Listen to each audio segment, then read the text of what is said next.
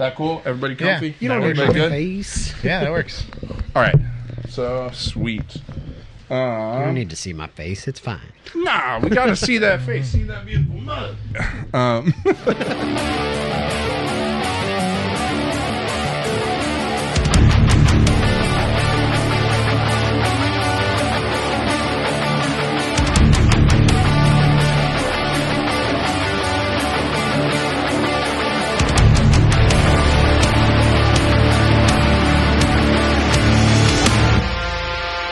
Just a kid with too much to say.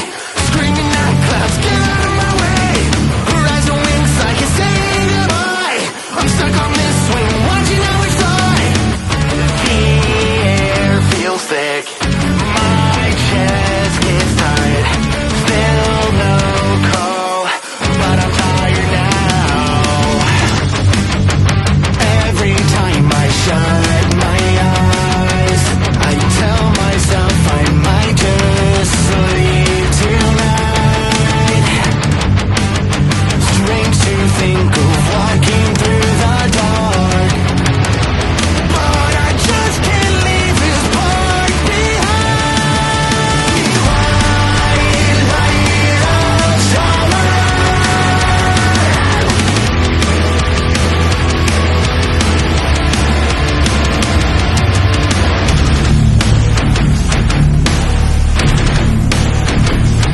All right, sweet. So we are live. So welcome in, everybody. KCene back for another episode. This week we've got myself, Vader. We've got Romanji, and we've got Shane from Lost in the City. Awesome. Yeah, really happy to be here. Thanks for inviting me on, guys. Oh, for sure. Yeah.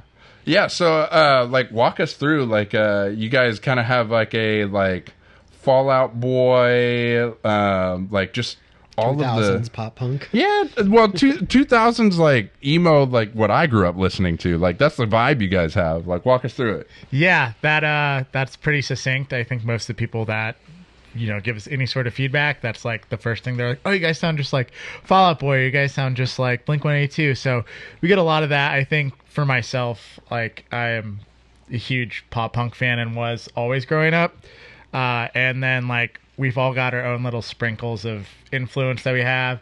I know Andy, our drummer, was a punk drummer. His bands used to be like punk bands that were touring. Nice. And so he's lived in LA, he's done that thing, he's traveled. Lost in the City has been kind of an on and off project for a while now. I saw that some of the first stuff was 2016. Yeah. So we did that for a while, and then it always seems like once you catch a little bit of momentum, something just happens. And so we went from there, and then COVID happened, obviously, and then we just were the world just does not want us to do this. And then, and then we randomly ended up getting played on the Office Ladies podcast, and we were like, Hey. we should probably keep making music if we're good. Once again, the momentum thing, I think that's kind of the story of Lost in the City is when you have momentum, you gotta keep it up and put your foot pedal to the metal, and otherwise you're gonna end up tripping up and shutting down again. So For sure.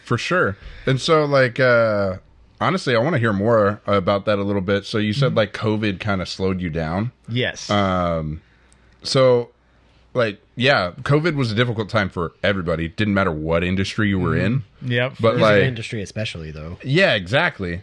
But what specifically were you guys' challenges? And was it the music scene here in Kansas City, or what was it? So I think a lot of it was that everything happened so quick during COVID. So things shutting down. Obviously music just went completely silent. We had already kind of started to slow down a little bit, kind of going into that winter lull where we were are we going to keep doing this next summer or not? And we released a song right at the beginning of COVID. That was the last thing that we had recorded. Mm-hmm. And it was very different directionally for us, so we didn't know do we want to go that direction. So we did a bunch of demoing with the guys that we had at the time, and it just kind of fizzled because people started having babies, switching jobs, buying houses, and coming out of COVID, it was just there was not a lot of excitement about just I think the kind of music that we play in general, I think a lot of it was like coming out of COVID was like there was like this big lo-fi push and indie bands were starting to become bigger, and we kind of felt, especially in Kansas City, because there's a lot of like heavy bands in Kansas City, that we were like the ugly stepchild. So we were like, we're not really fitting in with a lot of these shows. We're not getting the kind of momentum that we'd like with this last song we released. So it just kind of put a damper on it. And then, you know, a couple years later, one night, like midnight, my phone just starts blowing up, and I look over and people are like, you guys just got played on the Office Ladies podcast. And I was like, what the heck is going on? Cool. So yeah. Yeah, that's awesome. From there, yeah. So Office Ladies podcast. I might have to look that up. Yeah, it's a weird episode because I'm a huge The Office fan, and obviously like we have a song called The Battle of Shroot Farms, and that's what got played on there. Oh, okay. And like it was like a little dream come true to hear Pam say my name. So That's awesome. That's awesome. yeah, for sure. yeah, that's amazing. So talk to us a to little show bit that about to- like social media too, like because like in during COVID, social media seemed to like have more of a push of like everybody wanted to be a content creator, right? Yeah. Like I was telling you that like I did that. I built a computer Yeah. and I started doing video game content on Twitch and stuff, right? sure. Yeah. So like I feel like a lot of musicians during COVID turned that way. And I mean A little bit, yeah. yeah, and I feel like Roman, like you were mentioning, like we discovered you guys Yeah. through TikTok. Yeah. I found you guys just randomly scrolling through TikTok. I was like, ooh, who's this Yeah. band? Kansas City. Okay. Yeah, for sure. go.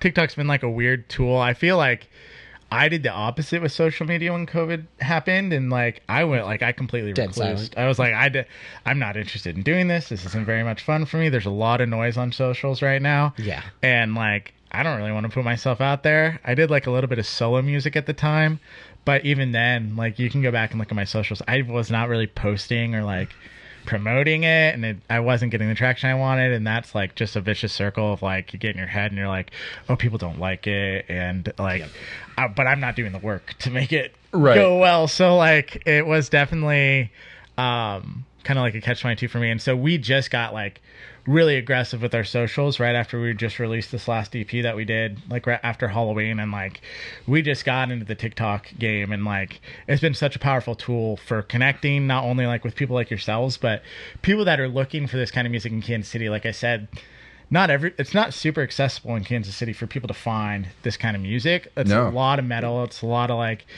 indie. There's a lot of like almost like SoundCloud rap and stuff going on. So when people see that, like there's a lot of pretty strong engagement and like a lot of messaging and connection and community getting built there. My idea like was because I think you guys are kind of blowing up right now just because one, the social media kick a little bit helps in that direction, but there's such a want for nostalgia right now, Yes. especially in the emo scene, that like everybody wants this right now, especially in Kansas City, because they're like emo nights here probably twice a month at this point. Yeah. And there's so many there's emo cover bands, there's everything. Yeah. There's emo cover Especially bands right now. There's emo night. LA comes in like every month. at least. Yeah. And so it's like there's a bunch of want for it, Yes, right? for and you sure. guys are doing original music instead of Yeah. just like, hey, here's the stuff you've been listening to since 2005. Yeah, but for it's really funny though, because like your guys' bio even says like, hey, not changing it since 2005, right? Yeah, like for sure. I think specifically we've got it here. We write like it's still 2005 because Heartbreak never updated its software. Yes. So I love it. I love that line. That's so good. Yeah, we've done like a lot of like, as we've had these discussions, we started writing music again. It was a lot of what's our identity going to be like do we want to just go like full send and just be like, yeah, this is who we are, or do we do like a lot of like that like polished marketing of like, oh, we're new age emo, and we're like, no, we're not. Like we're just playing music that we all loved growing up, and we're trying to make it interesting. And as we've had discussions when we're writing, we will like pause and be like, do we like actually like this? Like we know this is kind of a cool thing, but do we actually like it? And if we don't like it, it's not something we're going to be passionate about and something we're going to want to put out. So Right. So I think that's actually cool what you're saying there. Like you're making music that you liked to listen to growing up, but you are still trying to push it forward. You're not just like regurgitating the same stuff that you listen to. So you are questioning, do we really like this? Yeah, for sure. And like a lot of it, like you can obviously tell with the way that I sing that like Fall Out Boy is one of my biggest influences. Like you guys have mentioned it, like that's what we sound like. I was listening to a song before you got here. I was like, this sounds really Fall Out Boy. Yeah, so like I used to like put Fall Out Boy on when I'd go in the shower, and that's like how I try to just like start to teach myself how to sing. That's fair. And then, but we've got like all these like little nuggets of different influence where we try to keep it fresh. Like Tyler, our guitarist, is really into like 90s alt rock. So he comes up with these really cool licks that were like, okay, that's really like not busy, but really complex and layered, and there's a lot of texture there.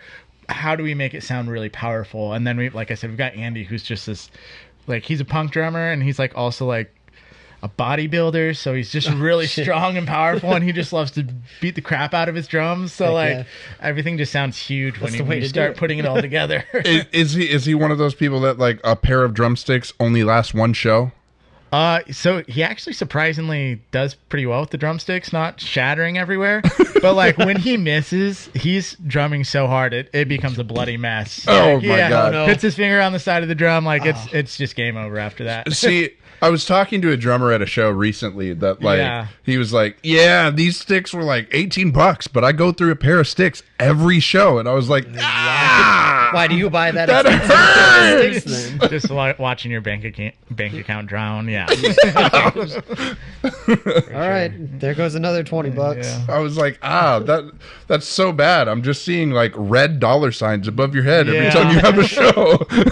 Like The Sims. That would suck. Yeah, Andy does a pretty good job with his drums. Like I've seen him break some, but I've played with drummers in the past that break way more than he does. So he does a pretty good job. Good job, Andy. Yeah, he does great. Well, shoot. So let's go ahead and like dive into that music. So you guys have been really going after it. It sounds like we've mentioned before, Fall Out Boy, Blink 182, Sum 41, like all the bands I grew up listening to, right? Like we talked about, like that's how you like writing. Yeah. Like some of those other influences you've mentioned, like 90s alt rock. Are there any other like genres or artists that like you guys like really pull from or want to pull from? Yeah, so like I think we like to mix in just little tastes. I mean, obviously, like our heart is with that kind of like mid 2000s emo pop punk, like that movement. But like I love 90s hip hop, so I also love mixing in like listen to like Twilight of Summer. Like we've got the little record scratches in the bridge, so like a lot of that is fun. And then I also personally really love like 80s music just in general, like the whole gamut, like a lot of 80s pop. So like synthwave like type stuff, very similar to like synthwave stuff. Like I loved Phil Collins growing up. Oh my gosh!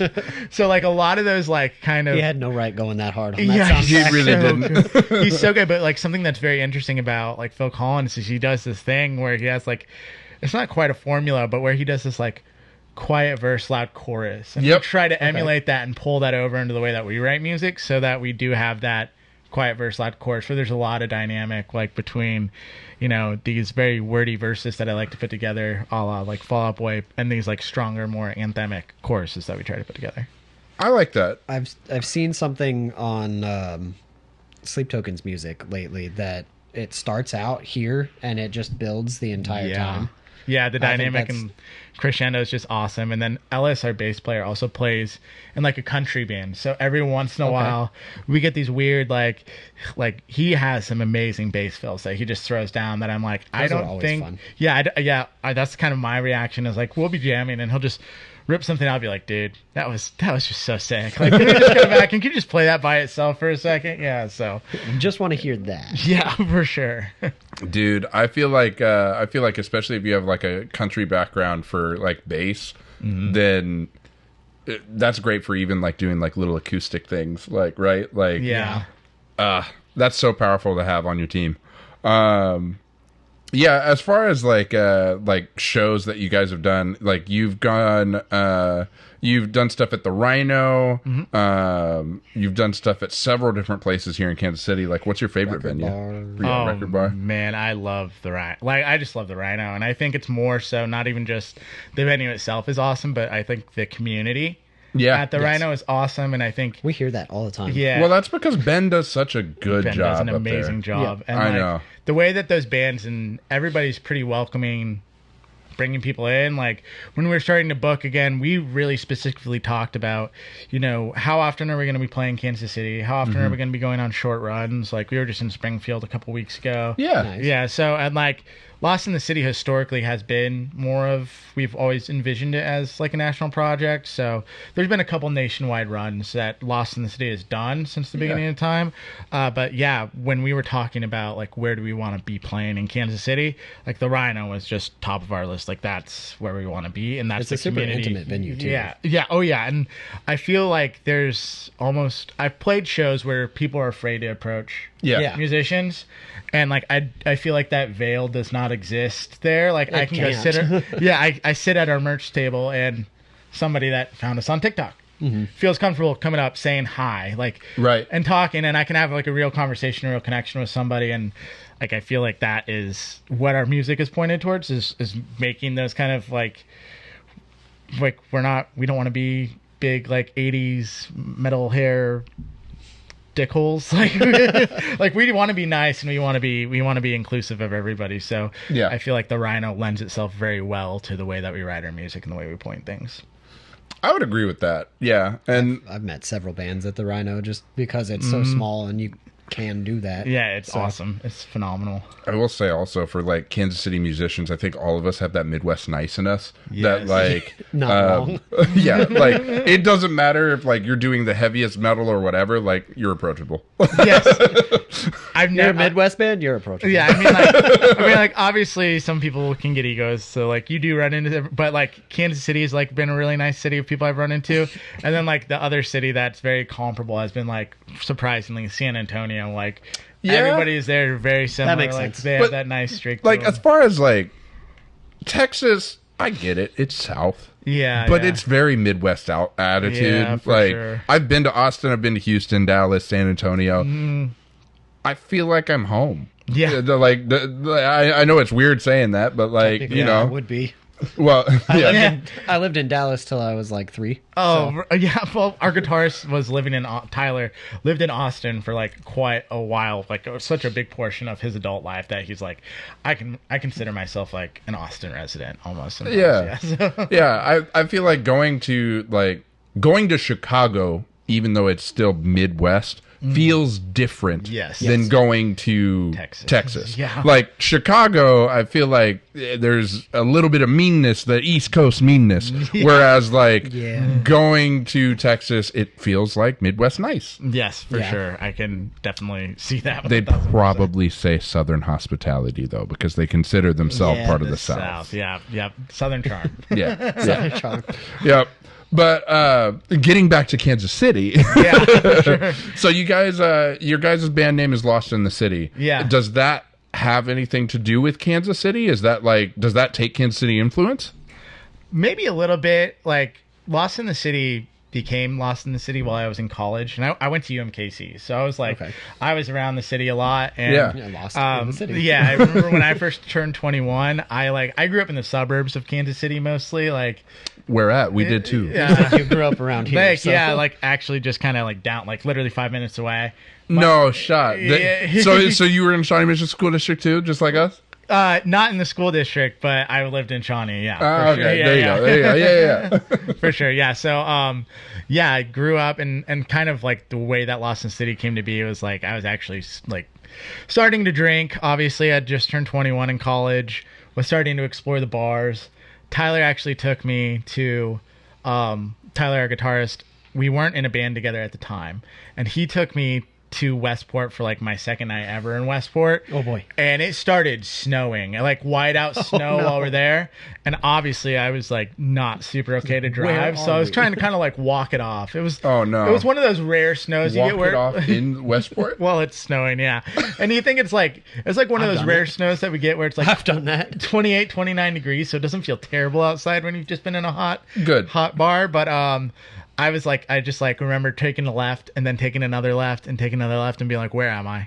I have no idea where I am right now. And I was like, I feel very lost in this city right now. I was like, oh, There you go. That's it. That's the band name. Yeah. So it does have something to do with Kansas City. Yeah, a little Westport bit, specifically. Yeah, Westport specifically. Yep. More alcohol induced than anything, but It is very easy to get lost in Kansas City. Yeah, for sure. Especially if you don't know where you're going. And you lose track of the streets because you've had one too many One too many beers, drinks, and they're just coated in snow. Yeah, it makes it more tough. I don't know how many times I've had to pull up my maps just going to like a regular venue. It's like, I found a parking spot, but it's 4 blocks away. Yeah, exactly. I don't know where and I'm I got to at now. make sure that the street I'm walking on actually connects, and I'm not going to walk into an apartment building. Yeah. Right? Yeah. I've done it several times recently. I get it. I totally get it. So, going off of like shows you played in Kansas City and Kansas City influences, how have like the people you've played with like on bills like influenced you guys, and have they influenced you guys on like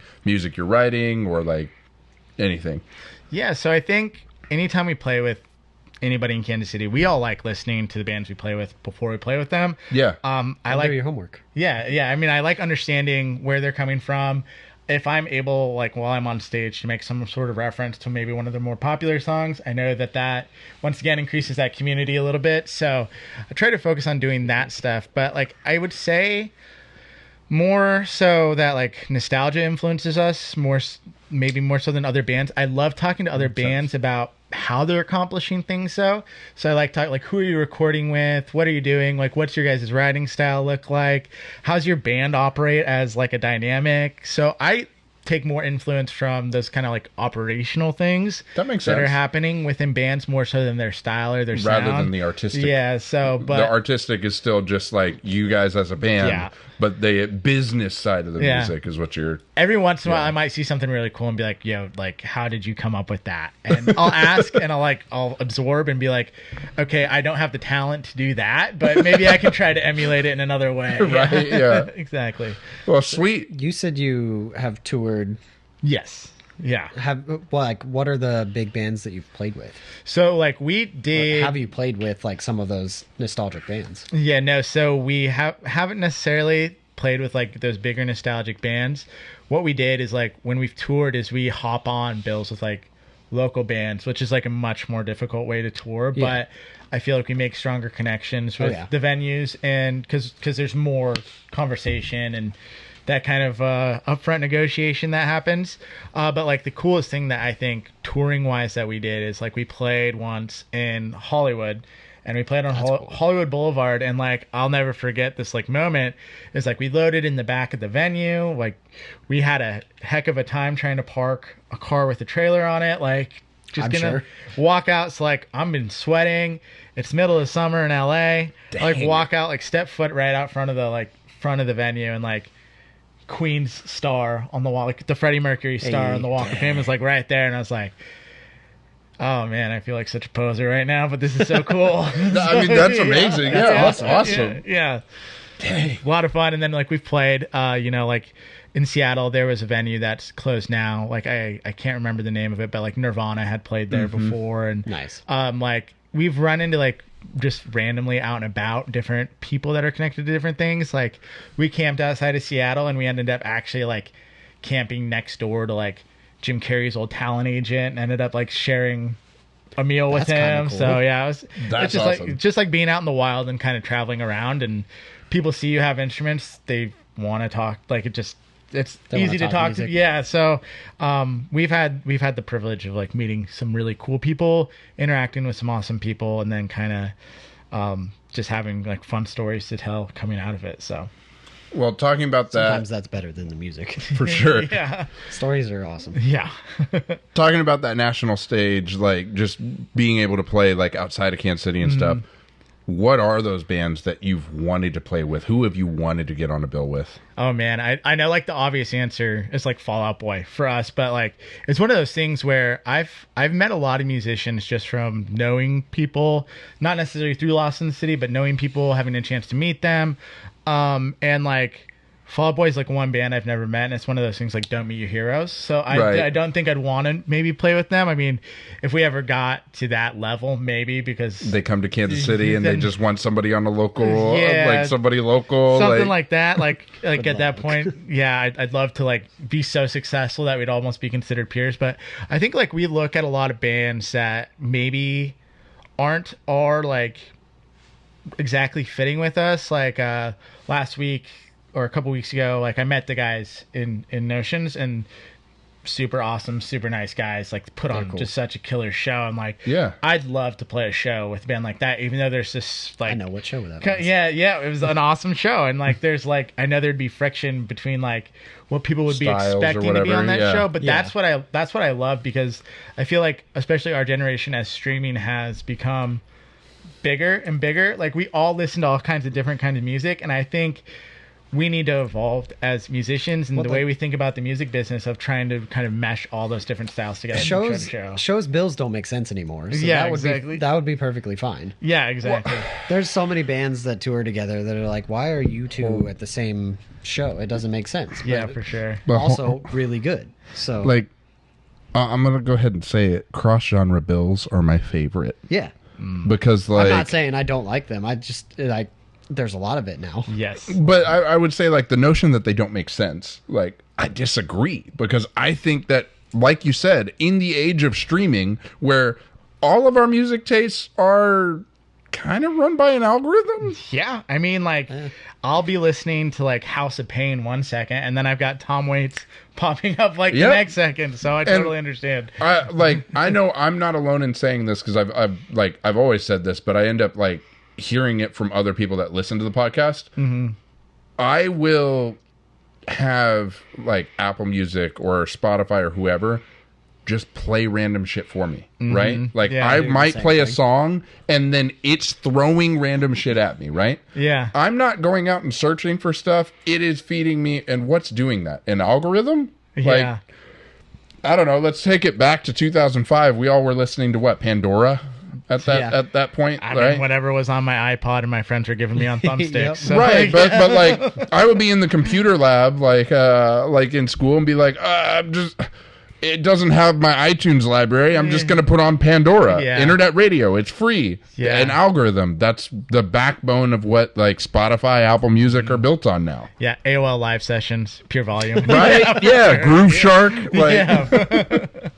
yeah. So My problem with Pandora is I already listened to everything that it threw at me. So I was Well, like, I right, would never like- find anything. Now it's just new on there. looping. that Well, I would never find unfortunately- anything new on there just because like I did search out music, so I knew everything that was similar to what I was listening to. Yeah, I get that, and you found it yourself. Well, and Yeah. that was the problem with Pandora. It was only like the big artists that were on there. There wasn't a whole lot Yeah, of like that's true. indie or like new stuff that was being uploaded to it, because you had to like as an artist, it was harder to upload your stuff on there.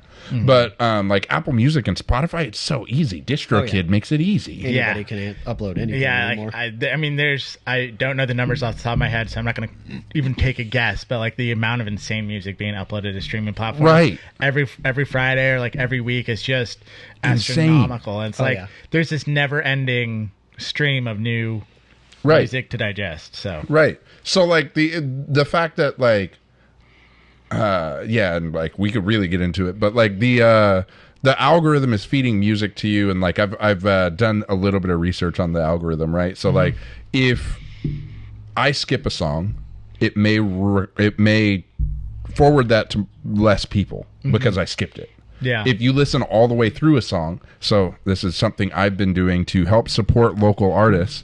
Anytime a local artist pops up randomly on my Apple Music, even if I'm not like the most in love with it, I let it play through. yeah, Because I did the research, and if you skip within like the first 15 seconds, it's like, oh, you don't like this. Yeah. Oh, we need to not show this to people. They don't like it. yeah.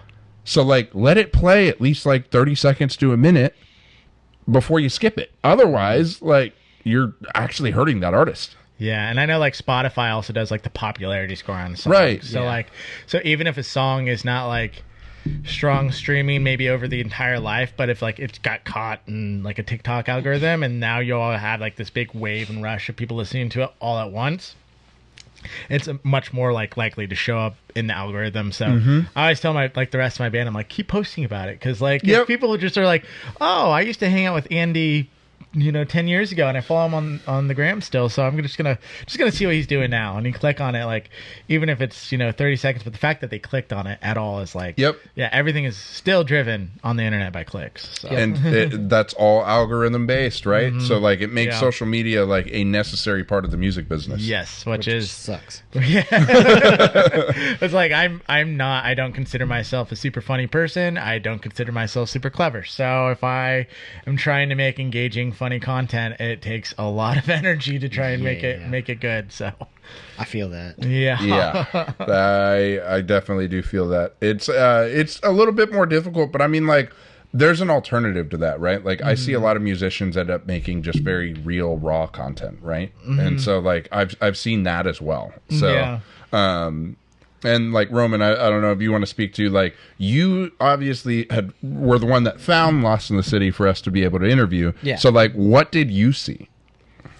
One of the songs on TikTok, I think. Probably just a video of us. Just a video of the song? Yeah, just like live on my process has been so far for TikTok is I keep like flip-flopping back and forth between like photo slides that have things that make you want to keep swiping, or I take some footage from my camera that I was telling you guys about beforehand, and I grade it and try to make it look really pretty, and then add a tag about it. Oh, this is Kansas City pop punk, and like that's one of the ones that it was. Yeah, I think when I saw you guys, it was like you only had 4, maybe 5 videos on TikTok. Yeah, we're trying to do it, a few times a week. Like, it's just with full-time jobs and stuff, just unrealistic for us to be like full-time content creators posting every single day. So really trying to take time. That's where it's hard for us to, like, we started making the push around like the same time that you guys have like really started making a push on social media. Like, we had no posts on Instagram, we had no post really on like Facebook or anything.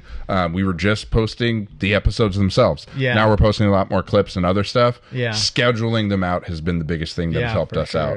So it's like, sit there for like a day and schedule everything. Like, sit there for like 3 hours on a Sunday night, go everything's scheduled for the week. All right, cool, I don't have to touch it the rest of the week. I think like at nighttime I'll be like doing stuff and I'll be like, God, I really hate that. I'm so nervous to schedule stuff because I'm like, my brain is not working 100%. That's going to the drafts until I can figure out a better way to deliver this or like get engagement from it. So that's fair. I'm pretty sure I saw one of the songs first. Very possible. And then my fiance saw you guys like a week later it was one of the picture slides. Yeah, that's awesome. That's good news to hear that TikTok is working for us. Yes. So we'll continue to keep it That's up. why you're here. Yeah, for sure. So talking about cross genre bills, going back to that. Yeah, for sure. Yeah, I definitely like that you guys are taking influence from other things and that you like playing with other genres. What are some Kansas City artists like maybe aren't in your genre that you've wanted to collab with? Yeah, I think like we record at Red Roof Productions in Lenexa, and that's run by Brett from Young Medicine. Yeah. So like we've played with Young Medicine in in high school with him. Yeah, he's just stupidly talented. Like it's just not fair. But we would love to play with them. We love playing with Shotgun Wedding Singer. I know it's kind of still in our genre, but So talking about cross genre bills, are there like any local artists that you've wanted to collaborate with? Yeah, so I think we record at Red Roof Productions in Lenexa with Brett of Young Medicine, and the guy is just like stupidly talented. Really not fair. But like we've played with them in the past. We'd love to continue that relationship, playing for them, opening for them. I know it's not like super cross genre, but like we love playing with Shotgun Wedding Singer. Like they've quickly become some of our buds. So like we love playing with them. We also really like Modern Day Fitzgerald. I know Modern Day Fitzgerald like still is in that like alternative rock kind of that one vein with us, but like they're just such nice people, and like they're so fun to play with. So I mean, there's all kinds of bands in Kansas City that we have played with that we'd like to continue playing with.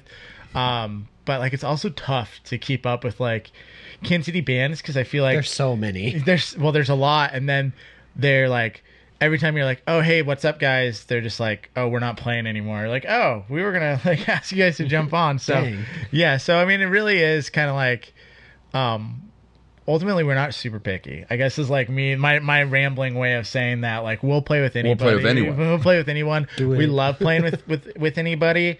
Like I said, we were in Springfield, and like the bands and the artists that we played with, like we had 2 SoundCloud rappers that like opened the show, and then Nice. there's us, which is like, you know, for lack of a better term, is really just pop punk.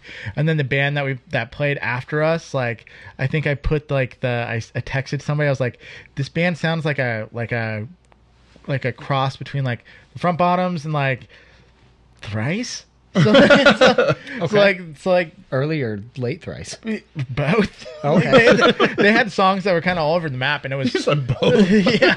yeah. And that band was called Sutton Pines, and they were just like, they were so fun to like hang out with and watch and play.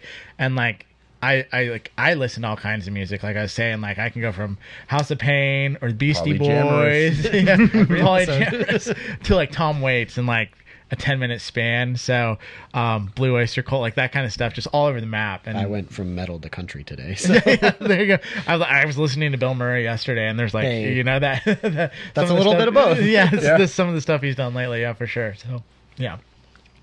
Well, sweet. Like, that's something we've talked about is like collaboration in Kansas City. Yeah. And you kind of touched on it earlier today when you were Yeah. like, hey, we need to like collaborate more and like stuff Yeah. like that. Or like, That's why I did that too. I know. Yeah. Because like, really, we've been talking about it hard since like, the Jamogi episode that we had, this season. Yeah. Because, so I don't know if you know who Jamogi is. He's a like funk soul artist here in Kansas City. Yeah. And definitely if you want to collaborate with him, great time. Okay, perfect. He's fantastic. Yeah, he is amazing. Noted and locked in. Yep. Because that's Yep. what we're trying to do is like expand a little bit more. Like, Jamogi and the Jammers. like Yep. that's all. I'm locked in, noted. Gonna be looking them up as soon as I leave here. But like we spoke to Notions, and like we've talked about a future with their vocalist. Yeah. I've got you know, kind of a crazy story, but like, We've been talking about how collaboration yeah, has been a big focus of ours since the Jamogi episode. We had Jamogi on. He's a funk soul artist here in Kansas City. Definitely should do a collaboration with him. Locked But in. he did a Instagram reel yeah, where he talked about Kansas City's music scene and what's holding it back. yeah, And he was saying that in Kansas City, something that we struggle with is collaborating, not just as artists, but across the whole music business. That's promoters, that's music venues, that's artists, that's we're not working together without ego. yes, And so, like, just wanting to kind of give that a platform. And I agreed with everything he said. Like, yeah. for sure, if you haven't seen it, I know I've got it, like, we've got a Insta clip where we've talked about it. But then, of course, you can go to Jamogi's Instagram, go find it. Yeah. Definitely listen to what he had to say because also on the episode. it is on the episode. But, yeah, he let us, he gave us permission to go ahead and, like, have it in the episode. Okay, cool. So, definitely go look at it. Because I think everything he said was right, and us as people in the Kansas City music industry all need to be talking about it. But like you said, it's difficult to find like bands that are still doing it and stuff. So that's kind of what we wanted to do: is be a platform, Yeah. to one, have current musicians on and Yeah. give you guys a platform to talk about your music yeah, and no, like it's awesome for sure. right. But like not only that, but help push the music scene here in Kansas City forward. Yeah. So like in collaboration, I mean, like look at any artists we've done stuff with. Yeah, like for they're sure. all active. Yeah, They also Yeah. love to collaborate with other people. So Right. Yeah. Like we're trying to build a community where everyone wants to collaborate, right? So Yeah. like we're not only going to have music artists on, but like I've been talking to a few promoters that we might try to have on and Yeah, stuff for and sure. like try to bring them on board with like, hey, everybody, we need to be working together better. yes, Right? Oh, 1000% agreed. And I think like part of like the tough part about Kansas City, and this is more maybe just logistical at all, is like Kansas City is so spread out. Yeah. That like Yeah. if we're in the studio and like we're trying to get somebody to come feature on a song or something like that, or come offer some input, like That's in Lenexa, like that, like, Right. and you know, That's somebody from North 35 City, minutes from someplace. yeah, a band in North KC might be like, yeah, that's great, but that's like way too far for us, or like you might run into a band in Lawrence or something that considers themselves part of the KC scene and is like, hey, like thanks for the invite, but just cannot make it work. That's and yeah, 45, 50 minutes away. yeah, for sure. And like when you're demoing, you don't want to be like, I know myself, I get super self-conscious when I'm demoing. Like I don't necessarily want to send out like an unfinished product to somebody to try to pitch to them. To, Right. So like, hey, here's what we got. yeah, Can we do something? yeah. Could you do the bridge or could you do this verse there? So yeah. So in the art of trying to get those cross-genre bills and everything, one thing that I would say for networking, there are these Music Maker Mondays that have been going on as a happy hour. Yeah. It's like the first Wednesday of like every month, right? Okay. Music Maker Monday is Wednesday. I mean, no. Sorry. Yeah. I was like, wait a minute. First Monday. I said Wednesday? You did. I'm going to zoom in on my face. I fucked up, y'all. Yeah, shit. Music Maker Monday. Locked in as well. I'm locked in, chat. Music Maker Mondays on Wednesdays. Fine. Where's the next one happening? It happens at the same place. I'm not remembering off the top of my head right now, and I'm not gonna fuck it up. I already fucked up and said Wednesday. So I'll just start showing up every day of the week until until it's there. It's on Instagram, and I'll make sure I'll link it here when I finish editing, and I'll send it to you. Yeah, thank you. But yeah, show up there. That's actually where I found Jamogi. Okay, cool. And it's a happy hour. It's a happy hour. So the great thing is, it's like it starts at 5, goes till 7. Okay. So it's in downtown KC Crossroads area. Oh, I love Crossroads. So I'm all over it. Yeah. Sure. So definitely go out there. The awesome part is it's like half price drinks and like less than $10 for you already dinner. You already sold me on the half price drinks before we even got to the music piece of it. So yeah. So during that whole time, like the owner of the bar is on board, like wants them to do it, and like maybe in the summertime, like have somebody play out there and stuff, showcase and stuff. So it's a really cool event. I want it to keep growing. We went to the first one and it was great. Yeah. I didn't end up making it out to the second one. I'm sorry. I tried, but gonna keep going. Yeah. And yeah, I think that all musicians should go out there and you can kind of start planning like, hey, I want to collaborate with you and I want to collaborate with you. Let's try to get on a bill. And like, you know, like you said, like Rhino, what Ben has going on, Ben is an avid listener of KCene. So, hey, shout out to you, Ben. Good job. You're doing great. For sure. But yeah, like everybody says so. Everybody says so. Everybody we've had on loves Ben. Yeah. And so we love that. Yeah. Like that's like he just used to have that like tattoo across his forehead. Just the Ben's best. The best. Yeah. For sure. So like you can find artists and stuff, and then like if you know who you want to collab with, I mean, like Ben, I'm not trying to throw you under the bus here, but like maybe you just take that to Ben and be like, hey, us 3 artists want to, like, can we come play at Rhino? Like, yeah, for sure. And so like I feel like Kansas City is a great place for us to do something like that. Yeah.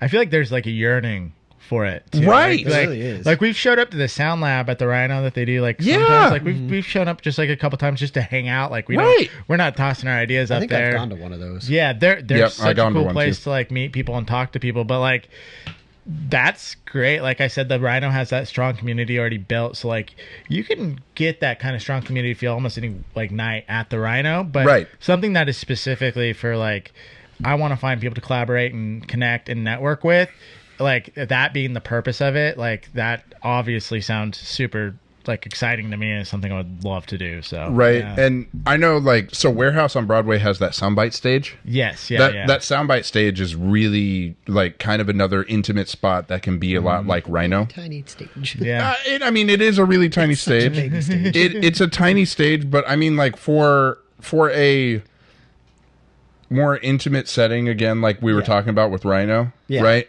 That is a great. I saw Skylight Drive there, so Right. Yeah. And so it's a great spot. Landlocked just played it with good terms and stuff, and so like Oh, was it's that at Soundbite? it was at Soundbite. Okay. So it ended up being a really good show. Like I would say that's another spot, and I've talked to Neil there at Warehouse, and Steve, who's the. No, not Steve. James, who's the bar manager there. Yeah. And so, like those guys also Warehouse like is killing doing. it right now. Yeah, they are killing it. I But love like the Warehouse, yeah, it's amazing. they like are on board with doing cross genre bills and stuff too. So like I feel like a lot of venue spots like Warehouse, like Rhino, would be game to have like artists go, hey, we want to play a show. I bet you Yeah. Bowery would do it too. Well, of course Bowery would do it. Bowery though, Westport Bowery, it's more you're renting the room, right? Yeah. And That's so like it's pretty DIY anyway, Yeah, right? you're- You're renting the room, so you do pay whatever you them, want. do whatever you Yeah, want. as long as it's not illegal. Yeah, Yeah, as long as- because you got to bring your own door, people. They'll have somebody for sound for you, but you Yeah. got to bring your own door. You got to Yep. bring your own merch. Like, for sure. Yeah, I didn't So- know that. yeah, Yeah. Bowery is pretty DIY. So like, Yeah. I knew it was DIY, but I didn't know you had to like. you run the show. You run yeah, the show. Right, You run. yes. You run it. Yeah. Yes. Yeah, for sure. That's and kind of awesome. yeah, it's great. So that's for those reasons. Like anytime there's a show at Bowery, even more pressure on those artists to bring in people. Yeah. Because otherwise, whoever set that up and paid for the room is losing money. Yeah. So, like, hey, everybody who's listening, we all want to support local. Make sure you're looking at the Bowery because those artists paid to have that space, okay? Shit, that makes me want to go to the Atypical show more now. Yeah, please do. Those guys are great, so That's awesome. let's go support them. All right. So we've got a fun rapid fire here, all right? Oh boy, let's hear him. All right. So, favorite KC post-show spot? Oh boy. Where do you go for food? Like there's one place I always hang out that like anybody can find me at, and they're all over Kansas City. At Johnny's Tavern. Johnny's Tavern. I love it. Started in Lawrence. I love it. I love it. Yeah. Dream 2000's tour mate. Tour mate, Yeah. like tour. touring band, or Yeah. like specific person. Either. Yes. Oh man, yeah. I'd be like, 2000. Gosh, I know this is supposed to be rapid fire, but like, all right, the band probably would be Yellow Card. Like, I just think that'd be so fun just to see that the love way that. that they do things. They're fun. But then separately, like, just because the man is so interesting, like. Tour mate, maybe like Marilyn Manson. I don't know. Like just Dang. Okay. Yeah. I feel like we were talking about like the stories being the best part of it. Like I just feel like the stories that you'd have from I bet. that time with that individual would just be bonkers. So I bet That's it would. fair. Yeah. All right. Ultimate venue bucket list. KC or anywhere? oh boy. I mean I feel like it's like Give me your top 5. top 5. Oh, gosh. That's a lot. I said it says boy. bucket list. You can't just give me one. I mean Hollywood Bowl for sure. All right. That'd be so sick. Madison Square Garden, obviously. Feel like that's like how you know you've made it. Right. Golly, man, I don't know. I Put would it on say the spot. I Red mean, Rocks. I'm gonna continue, even though I've ticked it off. Like, continue to say the Rhino. I think the community there, I with the love it. Rhino is just amazing. I've played the Voodoo Lounge already, but I really liked the Voodoo Lounge. We've not played such a Warehouse drive out yet, and Warehouse is so fun. I just want to play Warehouse so bad. So All right. yeah, Do it. So you said of the 3 Kansas City venues that you named, yeah, Warehouse is the only one you haven't played. yes, yeah. Neil, Fix James. that. We'd love it. One word. We'll play the parking lot if we have to. Yeah. One word for the KC scene right now. Ambitious. Ambitious. Okay. Yes, I feel like I like that. there's a lot of course I'm saying more than one word at this point, but like No, Yeah. explaining it is like that's part of the Yeah, answer. Defend it. yeah, ambitious. Like I think everybody in Kansas City is super talented, and I think everybody is starting to realize how talented Kansas City is. So as a whole, like I feel like Kansas City in so many different ways is ready to just explode and become like That'd be great. a cultural mainstay across the United States. Right. And so when I say ambitious, I it's would not love for like that to happen. It's not like we're shooting for the stars. It's like we're already like at the stars. Everybody just needs to realize it. I like that. I like that. Yep. I hope they realize it soon because so many bands skip us. Skip you guys? Skip Kansas City. Oh, skip Kansas City. A lot of bigger Yes, bands I was like- consider Kansas City a flyover spot. Yes. Oh, for sure. And like, I think I hate it. there's like, I mean, you think about it in the past, there's only been like small venues in Kansas City and big venues in Kansas City. Yep. Yeah, And there's not been like an in between. There's not been those in betweens before. And I know we've got places like Truman now. We've got like Warehouse where Warehouse those is kind of an in between. yeah, where those medium bands can now fit again. Like 750, I think. Yeah, that's in between though. Yeah. I mean, Yeah. like We I haven't- would say Record Bar, yeah. Warehouse. Those are in Record Bar is between pretty for me. small. Yeah. I mean, I looked it up not too long ago because we were there, and I think the capacity is like, I want to say like 300 people. even with the upper open, or is that upper closed? Closed. Okay. I'm gonna date myself, but like Kansas City hasn't had that like strong middle-sized venue with a good sound system until Warehouse has come along, and like Yeah. before that it was the Beaumont. Like I know. Yeah, fucking Hey, miss the Beaumont the so Beaumont's so good. I miss the Beaumont Exactly. Miss so the much. Beaumont, miss Aftershock, miss the older venues. R.I.P. yeah.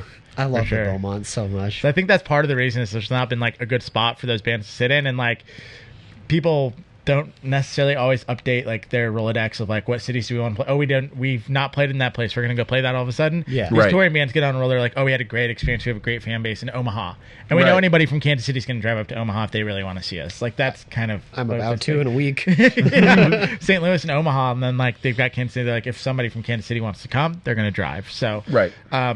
I really hope that would change, and I think as hope it does. more Kansas City bands get national recognition, it makes it more comfortable for we can go to Kansas City and we can get a pretty decent draw because there's a band there that can draw decently now. So Yeah.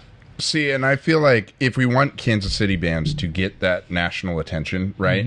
I was talking with one of our newer co-hosts, Juliana, about like how to do this, right? Yeah. And the consensus we reached was like bands that come to Kansas City have a local opener. Like Yeah, they promoters that are bringing them in, put a local band as an opener on there. Yeah. Right? Like, For sure. go like, oh, hey, we've got... There's a lot of them now. well, right, Yeah, but yeah. like, I'm gonna call out Stratgazer here, Corey.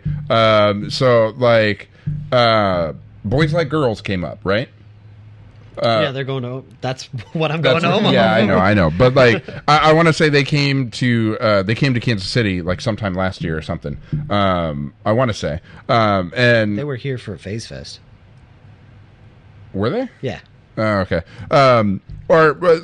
Corey had somebody come up, and Yeah. I was gonna say like those things. If we have like local bands on there with them, that's what helps make our local scene better. Yeah, that's what for helps sure. make our local artists more nationally recognized. Yeah, it increases Might the have been visibility for All sure. American played at Voodoo Lounge this last year. Did they? Yeah. Yeah.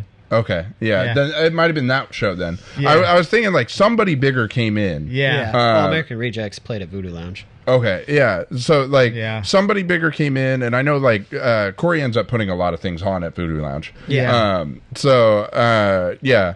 I want to say that's what that was. It probably was. But, like, 'Cause doing... there wasn't a local opener for that. There wasn't? I don't think so. There might have been. but I And don't see, think like, so. that's what I kind of don't like seeing. And I know, like, a lot of that's dictated by, like, Label. national touring label, Yeah. touring manager, or whatever. But, like, as much as possible, if our Kansas City promoters are fighting for one of those bigger artists to come in, Yeah. put somebody local on it too, because Like hey, what just happened to ultimately, right? Yeah. Ultimately, what happens when we can get like a national touring act with local people here? You, the promoter, are helping yourself too for the future, right? for Like sure. the Yeah, bigger we increases make the draw. local scene, the better your growth, right? So Yeah. like, Yeah. I think Landlock said it in their interview. We are colleagues, not competitors, right? Yeah. So, Yeah. like, I remember making hearing sure everyone knows that Yes. in Kansas City will help us reach our true potential. Like you were saying, we're already in the stars.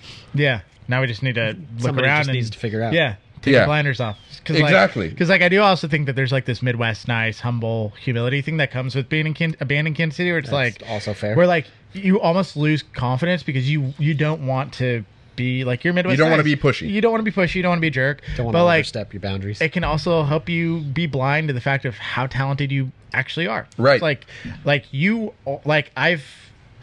it's very strict. Like I've been all over the U.S. right, and like I've traveled for music. I've traveled for work. There's a lot of bands like in like LA and New York that maybe aren't as talented as a lot of bands in Kansas City are. That draw really well out there. Right. So I feel like that's where like my biggest thing with Kansas City is we are really great at the artistry side of things. Yeah. But like go back to the roots of Kansas City with jazz and everything else. We've always been good at that. Yeah. What we are terrible at, have been even back in the day to now, is music business. we're a sports town. Like 1,000%, we are a sports town through and Yeah. throh. Right. Sports has permeated the DNA of this whole city, and that's Right. I love sports. Like I said, I hang out at Johnny's Tavern after a show, Sports Right. ball. because sometimes I do need. Sometimes, and I'm going to sound like a giant hypocrite. I'm not meaning to, but like sometimes I do need a separation from the music, and I just Yep. want to turn my brain off after I've been like That's fair. playing a show and That's watch normal. a game and down a few Not for me. beers. Recharge the social battery in whatever way is right for you. So like for you, it's not sports ball. No. But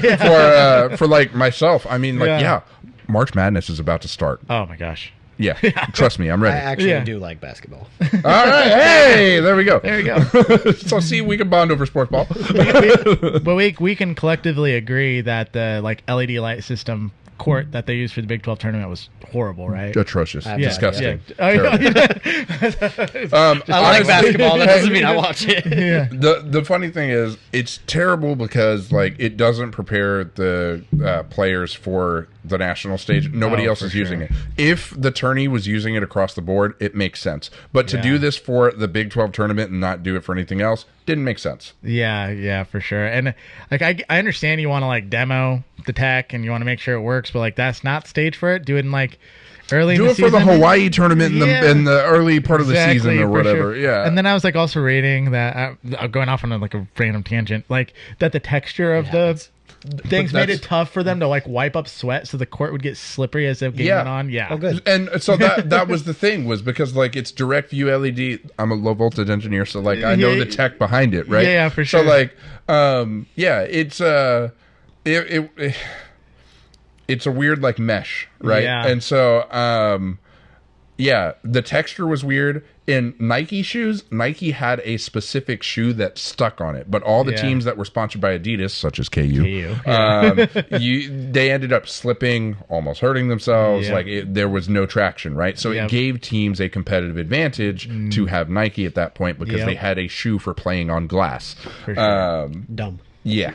So I guess the takeaway is KU needs to change to Nike now. No. The takeaway really is, hey, Kansas City, that was a brilliant way to show off tech, and I love that you did it in Kansas City. Do it for a different tournament. Don't do it late in the season. Not right before March Madness starts. So, I did like that it was in Kansas City, though, where we're showing off that tech. It helps all of us here in Kansas City to do stuff like that. For sure. I'm sorry. He's like, I'm just waiting for March Madness. So, coming back onto the music scene, lost in the city, because we definitely got lost in the sauce on topics. So, tell me what's new. What's next for Lost in the City? What new music? They just tours? released a song. I know, but like you got more in the more in the bank. Oh yeah, so like we just released a new single last Friday. Literally like the process from writing that one to recording to getting that one out took like less than a month. Which Nice. is crazy. That Like, doesn't happen. Yeah, very it doesn't often. really happen. And like Brett went on tour with Young Medicine and was like, I want you guys to have this before I went. And he cranked out the mix in like 2 days, which is just unheard of. Like, dude is just a monster. But we've got more coming up. We'll be back in the studio next month. We'll have 2 days there. So that usually means we usually equate like a single song with a day in the studio. So that means 2 more. And then we'll be back in May and probably doing another 1 or 2 in May. And so we're trying to just crank them out. And like, this kind of like, there's this outdated way of thinking of like, record an album, drop all those songs at once, and then wait another year to record something. Like, that just does not work with the algorithms anymore. So, social media. It really doesn't. Everyone does singles now. So yeah, we're just gonna be cranking out singles for the rest of the year. Really, that's once again another ramble by me. Singles and then just put them on an album. Probably won't end up being an album, but we'll just keep cranking them out as singles and just drop them and go and promote them and throw them on TikTok and let TikTok do its thing. So fair. That's fair. Yeah. See, that's what I went to school for, is music. So recording music. So yeah, for sure. I know how that process works. Yeah, it's unheard of to do in 2 days. Yeah, I mean, Brett is a machine. Like, I literally think he's a robot sometimes. So. Well, it's been a pleasure having you on. Yeah, thank you guys so much. Yeah, definitely. Everybody follow Lost in the City Music on IG, TikTok, Spotify, and catch their next show. Where can we catch you? When are you playing next? All right, so we're at this new place in Warrensburg at the end of this month on the 28th at a place called The Spot. I was going to say, is it at The Spot? Yeah, so is it new? I don't know if it's new. My drummer lives in Warrensburg and was like, it's new. So I'm just Forever listening Finds Me played there last summer, I want to say. Or it might have been August or September, late summer. So September. Newish, and I'm just way behind. Well, no, okay. it's new, but that's still considered new. If it's not a year old, it's not new. Even a year old. Okay, yet, perfect. So. Yeah, but that's where we're going to be at the end of this month, and then I think we're going to be focusing in April really on recording and making sure that these songs are as strong as possible. And then I think we're going to start rolling in May. I was like actually just checking my phone before. Like, I walked in here and like we had gotten a follow-up email on something that popped up, and I know like we had like a bunch of emails come in over the last week because the new song came out, and so like right. Yes. I had completely missed it, so I've got to reply to a few venues I think today. You're good. Nice. Yeah. So cool. Sweet. Well, KCene fam, definitely comment your favorite Lost in the City track if you've listened to them. If comment, not, then go do it. Yeah, definitely go listen. But if you guys have a favorite moment from this interview or anything, comment it down below. Let us know your thoughts. Subscribe if you haven't. Follow us on various socials, and it really helps us grow fast. Don't forget about Patreon. Don't forget about Patreon. We have one of those. We do have one of those. It helps us make this better quality and stuff, and can help me make it so I'm not using my phone for this. You haven't done the phone thing in a while. So I've gotten better. Where's my phone? Oh. I've gotten better. Above all else, though, support KC local music. Support your local musicians. All right. And that's all from us. Yeah. Thank you guys again so much for letting me come on. And then I just want to say something to everybody else. Oh, for sure. Do it. This kind of stuff happens because of you guys. Like, the scene is not just the musicians in the scene. It's the people that are going to the shows. It's people buying the merch, listening to the music. So none of this is possible without you all. So thank you all for tuning in, listening. And thank you guys for like putting together such an awesome forum for Kansas City musicians and other people involved in the music scene to kind of pop on here and kind of talk about what's going on. For sure. Thank you guys so much. Appreciate it. Yeah. Of course. All right. That's all, folks. KCene out. Cool. What's up, Kansas City? If you love getting the real story straight from our local artists every other week on KCene, do me a solid and please hit that Patreon link at patreon.com/KCene. Turning this podcast into my full-time gig means leaning on your support more than ever. Every contribution, starting with just a few bucks a month, helps keep these interviews coming, pushes the scene forward, and unlocks the tiers we've got rolling now with some exclusive extras. We've got nothing but love for the 816 or 913 scene. Appreciate you all jamming with us.